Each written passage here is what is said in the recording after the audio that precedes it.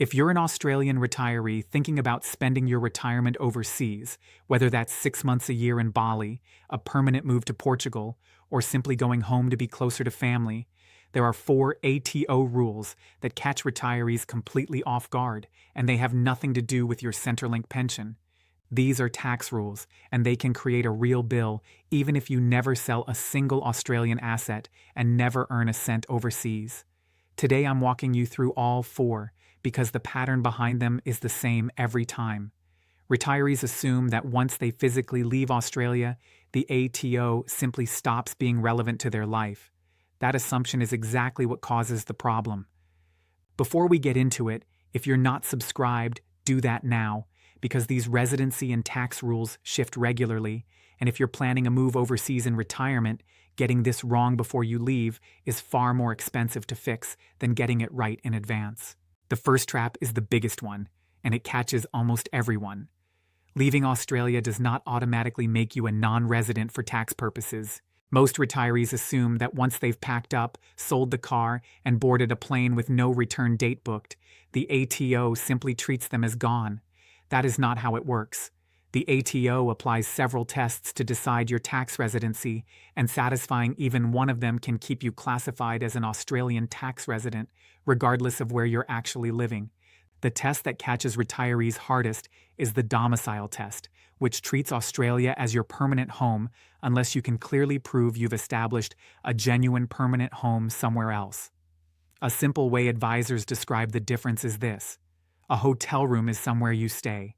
A home is where you actually live and organize your life.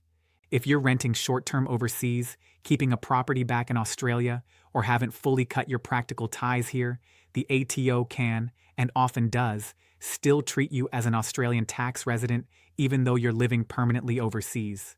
Retirees are especially exposed to this because of exactly the things that feel completely normal in retirement: keeping the family home in Australia just in case, retaining Australian superannuation, and maintaining financial ties here.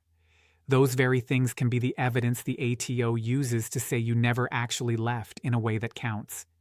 The ATO's own updated guidance on this has made professional assessment more important than ever, because the tests aren't a simple checklist, they're applied to the overall picture of your life. What this means for you practically is this: if you're planning to retire overseas long-term, don't assume distance alone changes your tax status.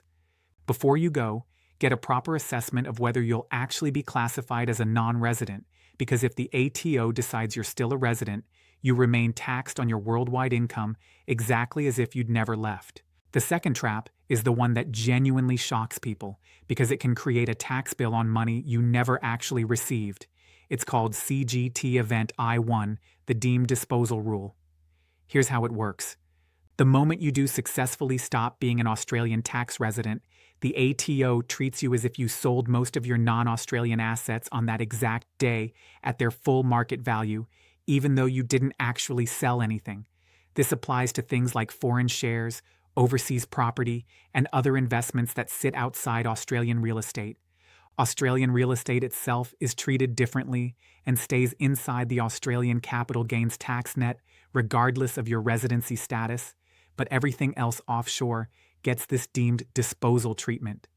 Superannuation is not swept up in this deemed disposal event. Though it comes with its own separate restriction, you generally still can't access it until you reach preservation age, regardless of where you're now living. Think about what that actually means for a retiree who's built up a portfolio of international shares over 20 or 30 years. The day you become a non-resident, the ATO can treat the entire growth in that portfolio as a realized capital gain right then and there, creating a tax liability on paper, gains you haven't touched and haven't converted to cash.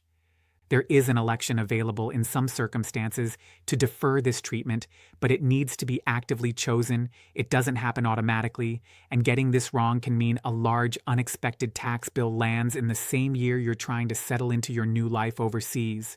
The third trap hits anyone who owns Australian property and later decides to sell it after they've become a non-resident, and the number here has changed recently. It's called foreign resident capital gains withholding. If you're classified as a foreign resident and you sell Australian real property, the buyer is legally required to withhold 15% of the purchase price and send that money straight to the ATO before you even see the rest of the sale proceeds. Here's the change that catches a lot of people who assume last decade's rules still apply. From the 1st of January 2025, the property value threshold that used to apply was removed entirely, meaning this 15% withholding now applies to all real property sales by foreign residents, regardless of how much the property is worth. Picture a retiree who moved overseas years ago, kept an investment property in Australia the whole time as part of their retirement income, and now decides to sell it to fund their overseas lifestyle or simplify their affairs. Under the current rule, 15% of the entire sale price gets withheld at settlement and sent to the ATO. Not 15% of the profit, 15% of the full purchase price. That's a significant chunk of cash disappearing from settlement day that a lot of overseas retirees simply don't budget for because they're thinking about their capital gains tax on the profit, not this separate withholding mechanism that applies at the point of sale itself. You can still claim this back through your tax return if the withholding ends up being more than your actual tax liability, but that means waiting for a return to be processed rather than having full access to your funds the day the property settles. The fourth trap is really a collection of resident-only benefits that quietly disappear the moment your status changes, and most retirees don't realize how many of them are connected. Once you're classified as a foreign resident for tax purposes, several things shift at once. You lose access to the tax-free threshold that residents enjoy, meaning your Australian-sourced income gets taxed from the very first dollar. Higher withholding tax rates typically apply to dividends, interest, and royalties paid to you from Australian sources, where residents usually enjoy more favorable treatment.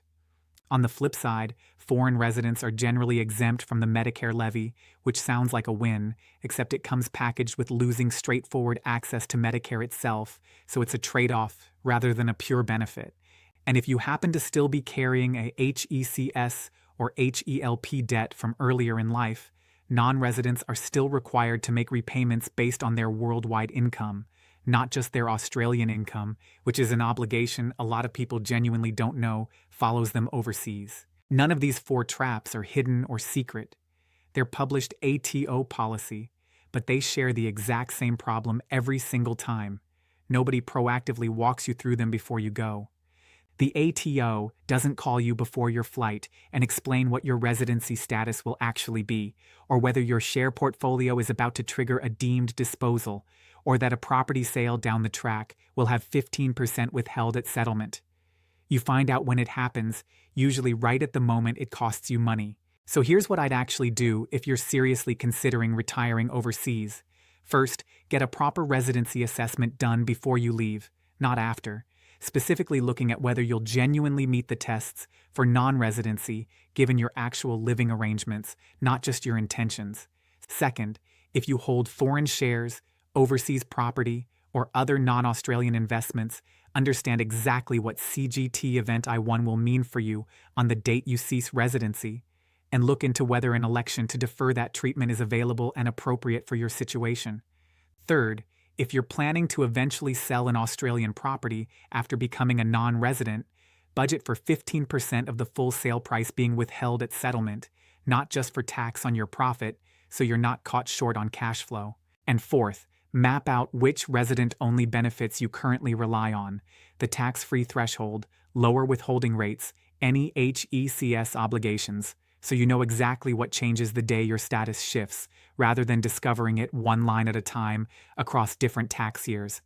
Because these rules are genuinely complex, and because getting your residency status wrong in either direction can be expensive, this is exactly the kind of situation worth taking to a registered tax agent who specializes in cross-border and expat tax before you finalize any overseas retirement plans, not after you've already gone. I want to be upfront about what this video is. It's general information based on current published ATO residency and tax rules. It isn't personal tax advice, and your own situation, your assets, your ties to Australia, and your specific plans overseas all affect how these rules actually apply to you. That assessment belongs with a registered tax agent. If this helped, subscribe for more of these breakdowns and share it with anyone you know who's seriously planning to retire overseas, because these are exactly the traps that turn an exciting retirement move into an expensive surprise.